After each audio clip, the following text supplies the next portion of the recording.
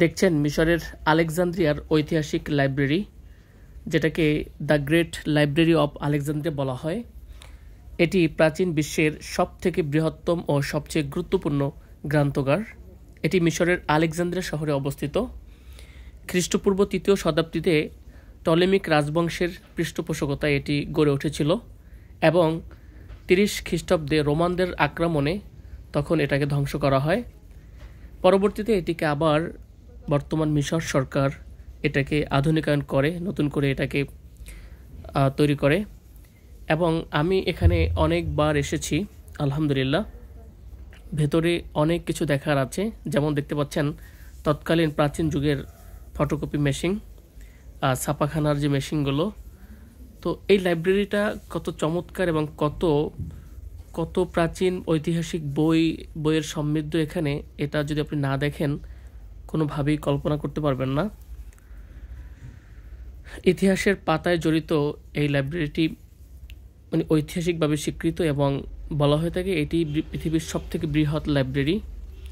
এটি মিশরের আলেকজান্দ্রিয়া শহরের ভূমধ্য সাগরের তীরবর্তী এলাকায় অবস্থিত। সমুদ্র থেকে এটাকে খুব চমৎকারভাবে দেখা যায়। তো আলহামদুলিল্লাহ কয়েকবার গিয়েছি। আলেকজান্দ্রিয়াতে যখনই যাওয়া হয় এটাকে সময় নিয়ে ভিজিট করি, ভেতরে বই খোঁজাখুঁজি করি। যদিও আমি অনেকবার বাংলাদেশি লেখকদের বই খোঁজার চেষ্টা করেছি, কিন্তু পাইনি। রবীন্দ্রনাথ, হুমায়ুন আহমেদ, অনেকের লেখা খুঁজেছি, পাইনি। হয়তো তাদের কাছে আমাদের বাংলাদেশি লেখকদের গুরুত্ব অত বেশি নেই।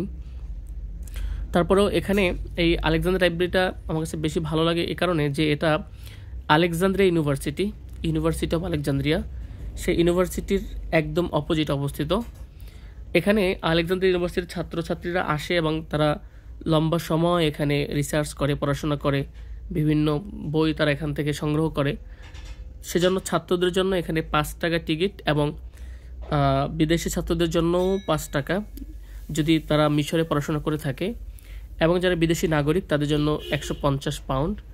তো আলহামদুলিল্লাহ আমি প্রো লাইব্রেরিটা ঘুরে দেখেছি, যথেষ্ট সুন্দর এবং যথেষ্ট সাজানো গোছানো এবং সবচেয়ে আধুনিকভাবে সৃষ্টি করা হয়েছে। এই মূর্তিটা সম্ভবত মরক্কোর একজন কবির, যেটা 2006 সালে বানানো হয়েছিল, হেনরিক ইবসেন। তো আলহামদুলিল্লাহ এখানে কয়েকটা মিউজিয়াম রয়েছে, যেমন মিশরের সাবেক প্রেসিডেন্ট আনোয়ার সাদাত, তার একটি মিউজিয়াম রয়েছে। তাকে যে গুলি করা হয়েছিল, যে পোশাক তিনি পরা ছিলেন, সে পোশাকগুলো এখনো রাখা আছে এবং অনেক ঐতিহাসিক নিদর্শন এখানে আছে। ইসলামিক কর্নারের বইগুলো বেশ চমৎকার, যে বইগুলো সাধারণত আমরা দেখি না, সেগুলো এখানে আসলে পাওয়া যায়। অনেক বইয়ের সমাহার। তারপরেও যারা দেখলেন, যদি ভালো লাগে ভিডিওটি শেয়ার করবেন, কমেন্ট করবেন। আপনাদের ভালোবাসা পেলে ইনশাল্লাহ আরও আপনাদেরকে দেখাবো মিশরের ঐতিহাসিক জায়গাগুলো ঘুরে ঘুরে। ভালো থাকবেন, দেখা হবে আবারও। আসসালামু আলাইকুম ওয়া রাহমাতুল্লাহি ওয়া বারাকাতুহু।